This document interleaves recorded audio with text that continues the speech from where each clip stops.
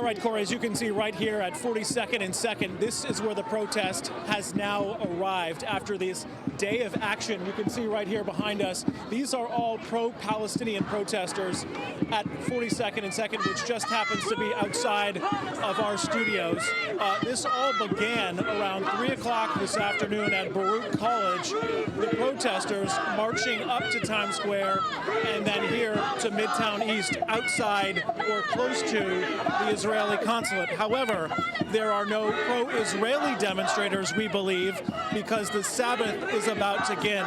But as you know, this is a very congested area here on the east side, just off of the FDR. It is closed off right now in many directions. However, police are trying to keep the protesters on the side in the bus lane. They have pens set up so that people do not impede traffic or pedestrian walkways. But this is something that we are hearing from Palestine supporters right now. This, as we heard today from the Prime Minister of Israel, Benjamin Netanyahu, saying that he wants 1 million Palestinians to evacuate the Gaza Strip. But of course, they believe this is their home, which of course has been bombarded with rockets for the past few days in the wake of the Hamas strike on Israel. So right now, there are mounting death tolls on either side. About 3,000 people killed, both in Israel and in Gaza. So the folks here who are waving these Palestinian flags want the so-called occupation to end. They want the bombs to stop.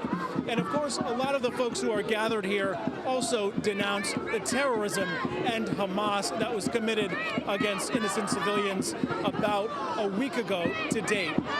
If you're looking at the protesters here, it is remaining pretty peaceful. They're staying behind the barriers, and also we are told just a handful of arrests have been made, maybe possibly 2 or more at this point, and those arrests were earlier in the afternoon. Possibly another one was made down by the public library earlier this afternoon as they made their way here. We're going to keep an eye on the situation, report back to you in a half hour. That's the latest live from the east side. I'm Anthony DiLorenzo, Pix 11 News. All right, Anthony, thank you.